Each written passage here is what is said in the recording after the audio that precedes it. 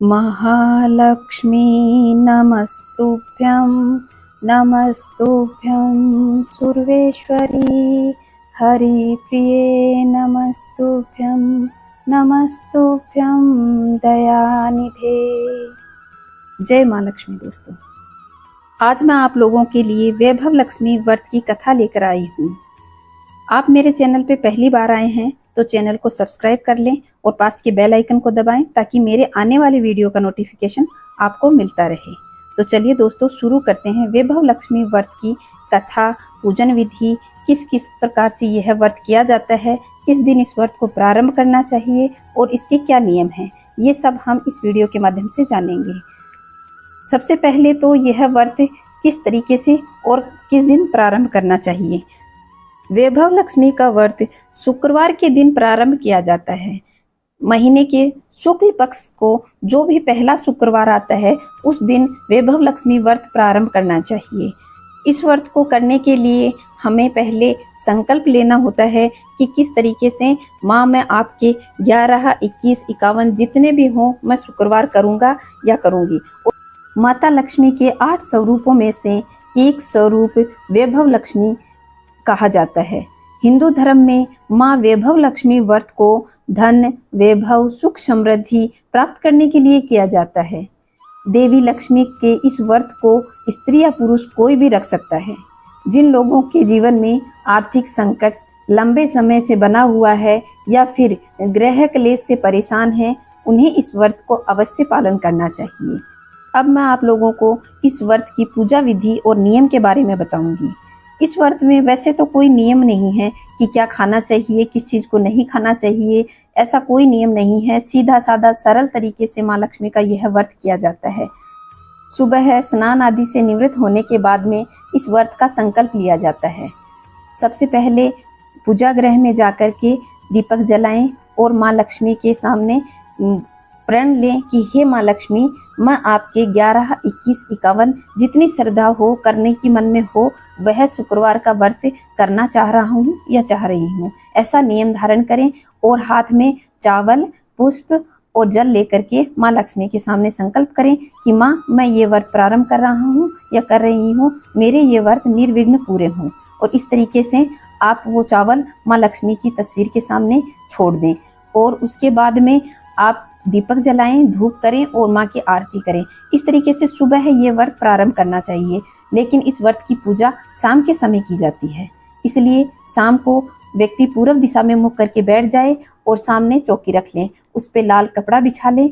कपड़ा बिछा करके माँ की तस्वीर उसके ऊपर स्थापित करें। माँ को फूल, माला जो भी आप चढ़ाना चाहें चढ़ाएं और पास में दाईं साइड में एक चावल की ढेरी बना लें। उस चावल की ढेरी पे हमें कलश स्थापित करना है, तो तांबे का कलश या मिट्टी का कलश जो भी आपके पास हो वह कलश आप उस पर स्थापित करें और उस पर एक पात्र रख दें। पात्र के अंदर सोने का, चांदी का जो भी आपके पास आभूषण हो वह रख सकते हैं और ना हो तो आप नगद रुपया भी उसके अंदर रख सकते हैं। फिर घी का दीपक जला लें और धूप दिखाएं और माता की कथा पढ़ें। माता को तिलक लगा लें, स्वयं को तिलक लगा लें और फिर आरती करें। इस प्रकार से व्रत पूर्ण किया जाता है। इसमें एक समय ही भोजन किया जाता है और दिन में अगर व्यक्ति करना चाहे तो फलाहार ग्रहण कर सकता है। अब मैं आप लोगों को इस व्रत की उद्यापन विधि बताती हूँ कि किस तरीके से हमें उद्यापन करना चाहिए। जितने शुक्रवार को व्रत करने की मन्नत मानी है उसका अंतिम शुक्रवार आने पर उद्यापन किया जाता है। उद्यापन के दिन पूजा विधि तो और दिनों के समान ही होती है। इस दिन प्रसाद में खीर और नारियल रखा जाता है। नारियल को फोड़कर माँ को चढ़ाया जाता है और खीर का भोग लगाया जाता है। इस तरीके से उद्यापन पूर्ण करना चाहिए। और प्रसाद साथ कुंवारी कन्याओं को घर पे बुलाकर या सौभाग्यशाली स्त्रियां हों उन्हें बुला करके कुमकुम का टीका लगाकर उन्हें भोजन ग्रहण करवाएं। और माँ लक्ष्मी की जितने व्रत व्यक्ति ने प्रारंभ किए 21 तो 21 पुस्तक बांटे, 11 करे हैं तो 11 पुस्तक वैभव लक्ष्मी व्रत की उन औरतों को देनी चाहिए और अपना उद्यापन पूर्ण करना चाहिए। अब मैं आप लोगों को इस व्रत की कथा बताती हूँ। एक बड़ा शहर था। इस शहर में लाखों लोग रहते थे। पहले के ज़माने में लोग साथ साथ रहते थे और एक दूसरे के काम आते थे। पर नए जमाने के लोगों का स्वरूप ही अलग है। सब अपने अपने काम में मग्न रहते हैं, किसी को किसी की परवाह नहीं है। घर के सदस्यों को भी एक दूसरे की परवाह नहीं होती। भजन कीर्तन, भक्ति भाव, दया माया, परोपकार जैसे संस्कार तो कम हो गए हैं। शहरों में बुराइयां बढ़ने लगी हैं। शराब, जुआ, व्यभिचारी, डकैती आदि अनेक अपराध शहर में होते हैं। कहावत है कि हजारों निराशाओं में एक आशा की किरण छिपी होती है। इसी तरह है, इतनी सारी बुराइयों के बावजूद शहर में कुछ अच्छे लोग भी रहते थे। ऐसे लोगों में शीला और उसके पति की गृहस्थी मानी जाती थी। शीला धार्मिक प्रकृति की और संतोषी स्त्री थी। उसका पति भी विवेकी और सुशील था। शीला और उसका पति ईमानदारी से जीते थे। वे कभी किसी की बुराई नहीं करते थे और प्रभु भजन में अच्छी तरह समय व्यतीत करते थे। उनकी गृहस्थी आदर्श गृहस्थी मानी जाती थी। शहर के लोग उनकी गृहस्थी की सराहना करते थे। शीला की गृहस्थी इसी तरह खुशी खुशी चल रही थी, पर कहा जाता है ना कि कर्म की गति अटल है। विधाता के लेख को कोई नहीं समझ पाता। इंसान का नसीब पल भर में राजा को रंक और रंक को राजा बना देता है। शीला के पति को पूर्व जन्म के कर्म भोगने बाकी रह गए थे कि वह बुरे लोगों से दोस्ती कर बैठा और जल्दी से जल्दी करोड़पति बनने का ख्वाब देखने लगा। इसके कारण उसकी हालत भटकते हुए भिखारी जैसी हो गई। शहर में शराब, जुआ, चरस, गांजा आदि बुराइयां फैली हुई थी। उसमें शीला का पति भी फंस गया। दोस्तों के साथ उसे भी शराब की लत हो गई। जल्दी से जल्दी पैसे वाला बनने के लालच में दोस्तों के साथ जुआ खेलने लगा और घर में कमाई हुई धन राशि, पत्नी के गहने सब कुछ जुए में हार गया। समय के परिवर्तन के साथ घर में दरिद्रता और भूखमरी फैल गई। सुख से खाने के बजाय 2 वक्त के भोजन के लाले भी पड़ गए और शीला को पति की गालियां खाने का वक्त आ गया। शीला सुशील और संस्कारी स्त्री थी। उसको पति के बर्ताव से बहुत दुख हुआ, किंतु वह भगवान पर भरोसा करके बड़ा दिल रखकर दुख सहने लगी। कहा जाता है कि सुख के पीछे दुख और दुख के पीछे सुख आता है, इसलिए दुख के बाद सुख आएगा, यही श्रद्धा के साथ शीला प्रभु भक्ति में लीन रहने लगी। इस तरह शीला असहाय दुख सहते सहते प्रभु भक्ति में वक्त बिताने लगी। अचानक एक दिन दोपहर को द्वार पर किसी ने दस्तक दी। शीला ने सोचा कि मुझ गरीब के घर इस वक्त कौन आया होगा। फिर भी उसने घर पर आए अतिथि का आदर करना चाहिए, ऐसा सोचकर उसने द्वार खोल दिया तो देखा कि एक माजी खड़ी हैं। वे बड़ी उम्र की लगती हैं। उनके चेहरे पर अलौकिक तेज दिख रहा था। उनकी आंखों में मानो अमृत बह रहा हो। उसके दिव्य चेहरे से करुणा और प्यार छलकता था। उनको देखते ही शीला के मन में अपार शांति छा गई। वैसे शीला इस माजी को पहचानती नहीं थी, फिर भी उनको देखकर शीला के रोम रोम में आनंद छा गया। शीला माजी को आदर के साथ घर ले आई और घर में बिठाने के लिए कुछ नहीं था, इसलिए शीला ने सकुचाते हुए एक फटी चादर पर उनको बिठा दिया। माजी ने कहा, क्यों शीला, मुझे पहचानती नहीं हो? शीला ने सकुचाकर कहा, माँ, आपको देखते ही बहुत खुशी और शांति मिली। ऐसे लगता है मानो बहुत दिनों से जिसे ढूंढ रही थी वह आप ही हैं, पर मैं आपको पहचान नहीं पाई। माजी ने हंसकर कहा, क्यों भूल गई? हर शुक्रवार को लक्ष्मी जी के मंदिर में भजन कीर्तन होते हैं, तब मैं वहाँ आती हूँ। वहाँ हर शुक्रवार को हम मिलते हैं। पति जब से गलत रास्ते पे चला गया, तब से शीला बहुत दुखी हो गई और दुख के मारी लक्ष्मी जी के मंदिर में नहीं जाती थी। बाहर के लोगों के साथ नज़र मिलाने में उसे शर्म आती थी। उसने दिमाग पर जोर दिया, माजी तो उसे याद नहीं आ रही। तभी माजी ने कहा, तू लक्ष्मी जी के मंदिर में कितने मधुर गीत और भजन गाया करती थी। अभी कुछ दिनों में तुम वहाँ मुझे दिखाई नहीं दी, इसलिए मैंने सोचा कि कहीं तुम बीमार तो नहीं हो गई। ऐसा सोचकर तुझसे मिलने चली आई। माजी के अति प्रेम भरे शब्द सुनकर शीला का हृदय पिघल गया और उसकी आंखों में आंसू की धारा बहने लगी। माजी के सामने वह बिलक बिलक कर रोने लगी। यह देख माजी ने शीला के नज़दीक आई और सिसकते हुए पीठ पर हाथ फेरा और अपनी संतान की तरह उन्हें सांत्वना देने लगी। माँ जी ने कहा, बेटी, सुख और दुख धूप छांव की जैसे होते हैं। सुख के पीछे दुख और दुख के पीछे सुख आता है। धैर्य रखो बेटी, और तुम्हें क्या परेशानी है वह मुझे बताओ। इससे तुम्हारा मन हल्का हो जाएगा और तेरे दुख का कोई उपाय भी मिल जाएगा। माँ जी की बात सुनकर शीला के मन में शांति मिली। उसने माँ जी को कहा कि मेरी गृहस्थी में भरपूर सुख और खुशियाँ थी। मेरे पति भी सुशील थे, लेकिन अचानक भाग्य ने करवट ली और मेरे पति बुरी संगति में फंस गए, बुरी आदतों के शिकार हो गए, अपना सब कुछ जुए में गंवा बैठे और भिखारी के समान बन गए। यह सुनकर माँ जी ने कहा कि ऐसा कहा जाता है कि कर्म की गति न्यारी होती है। हर इंसान को अपने कर्म भुगतने पड़ते हैं, इसलिए तू चिंता मत कर। अब तू कर्म भुगत चुकी है, अब तुम्हारे सुख के दिन अवश्य आएंगे। तू तो माँ लक्ष्मी की भक्त है। माँ लक्ष्मी जी तो प्रेम और करुणा की अवतार हैं। तू धैर्य रख कर माँ लक्ष्मी जी का व्रत कर, जिससे सब कुछ ठीक हो जाएगा। माँ लक्ष्मी जी का व्रत करने की बात सुनकर शीला के चेहरे पर चमक आ गई। उसने पूछा, माँ लक्ष्मी जी का व्रत कैसे किया जाता है वह मुझे समझाइए, मैं अवश्य करूँगी। माँ जी ने कहा, बेटी, माँ लक्ष्मी जी का व्रत बहुत ही सरल है। उसे वर लक्ष्मी या वैभव लक्ष्मी व्रत कहा जाता है। यह व्रत करने वाला सब मनोकामनाओं को पा जाता है। वह सुख संपत्ति और यश प्राप्त करता है। ऐसा कहकर माँ जी ने वैभव लक्ष्मी व्रत की विधि कहने लगी। बेटी, वैभव लक्ष्मी व्रत तो सीधा साधा व्रत है, किंतु कई लोग उसे गलत तरीके से करते हैं, अतः उसका फल नहीं मिलता।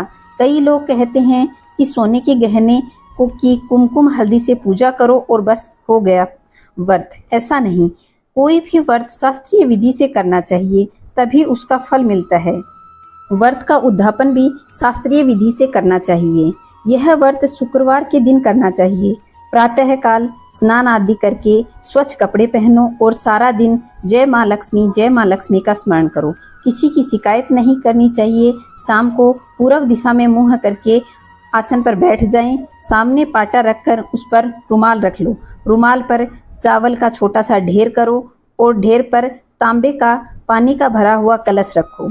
कलश पर एक कटोरी रखो और उस कटोरी में सोने का गहना रखो। सोने का न हो तो चांदी का चलेगा, और चांदी का भी न हो तो नगद रुपया भी चलेगा।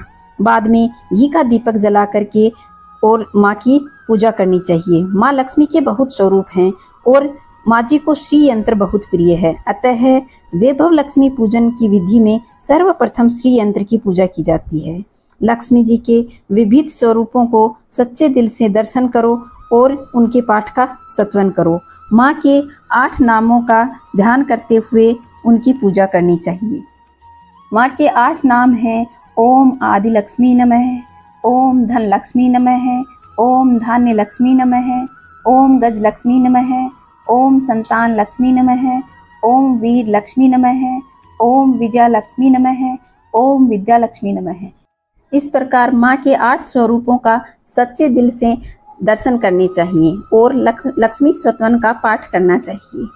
बाद में कटोरी में रखे हुए गहने या रुपया, कुमकुम, हल्दी और चावल चढ़ाकर उनकी पूजा करनी चाहिए। लाल रंग के फूल चढ़ाने चाहिए। शाम को कोई मीठी चीज़ बनाकर उसका प्रसाद रखना चाहिए। न हो तो शक्कर या गुड़ भी चलेगा। फिर आरती करके 11 बार सच्चे हृदय से जय माँ लक्ष्मी बोलना चाहिए। बाद में 11-21 शुक्रवार का व्रत करने का दृढ़ संकल्प लेके माँ को अपनी मनोकामनाएं कह करके व्रत प्रारंभ करें और माता लक्ष्मी जी से विनती करें और उसके बाद प्रसाद बांट दें और थोड़ा सा प्रसाद खुद के लिए भी रख लें। ये अगर आप में शक्ति हो तो सारा दिन उपवास रखें और सिर्फ प्रसाद खाकर शुक्रवार व्रत करें। न शक्ति हो तो एक बार शाम को प्रसाद ग्रहण करते समय खाना खा लो। अगर थोड़ी सी भी शक्ति ना हो तो 2 बार भोजन भी कर सकते हैं। बाद में कटोरी में रखा हुआ गहना या रुपया अपनी तिजोरी में रख दें और कलश का पानी तुलसी की क्यारी में डाल दें। चावल पक्षियों को डाल दें। इस तरह शास्त्रीय विधि से यह व्रत करने से फल अवश्य मिलता है। इस व्रत के प्रभाव से सब प्रकार की विपत्ति दूर हो जाती है और आदमी माला माल हो जाता है। जिसके कोई संतान नहीं होती उसे संतान प्राप्त होती है। सौभाग्यशाली स्त्रियों का सौभाग्य अखंड रहता है। कुमारी लड़कियों को मन भावन पति मिलता है। शीला यह सुनकर आनंदित हो गई और फिर पूछा कि माँ, आपने वैभव लक्ष्मी व्रत की शास्त्रीय विधि तो मुझे बता दी, वैसे मैं यह व्रत अवश्य करूंगी, किंतु उसकी उद्यापन विधि किस तरीके से है वह भी कृपा करके मुझे बताइए। माँ जी ने कहा, 11, 21 जो भी मन्नत हो उतने शुक्रवार वैभव लक्ष्मी व्रत पूरी श्रद्धा भाव से रखने चाहिए और आखिरी शुक्रवार के दिन खीर और नैवेद्य का प्रसाद बनाकर पूजन विधि उसी हर शुक्रवार की तरह ही करनी चाहिए। उसके बाद पूजन में श्रीफल फोड़ना चाहिए और कम से कम 7 कुंवारी या सौभाग्यशाली स्त्रियों को कुमकुम का तिलक लगाकर वैभव लक्ष्मी व्रत की एक पुस्तक उपहार में देनी चाहिए। सबको खीर का प्रसाद देना चाहिए। फिर धन लक्ष्मी स्वरूप वैभव लक्ष्मी माँ लक्ष्मी जी की प्रतिमा को प्रणाम करना चाहिए। माँ लक्ष्मी जी का यह स्वरूप वैभव देने वाला है। प्रणाम करके मन ही मन भावुकता से माँ से प्रार्थना करके कहें, हे माँ धन लक्ष्मी, हे माँ वैभव लक्ष्मी, मैंने सच्चे हृदय से आपका यह व्रत पूर्ण किया है, तो हे माँ आप मेरी मनोकामना पूर्ण कीजिए, हमारा सबका कल्याण कीजिए। जिसे संतान न हो उसे संतान देना, सौभाग्यशाली स्त्रियों का सौभाग्य अखंड रखना, कुंवारी लड़कियों को मन भावन पति देना। आपका यह चमत्कारी वैभव लक्ष्मी व्रत जो करे उसकी सब विपत्ति से रक्षा करना और सुखी करना। हे माँ, आपकी महिमा अपरंपार है। माँ जी के पास से वैभव लक्ष्मी व्रत की यह शास्त्रीय विधि सुनकर के शीला भाव विभोर उठी और उसे लगा मानो सुख का रास्ता मिल गया है।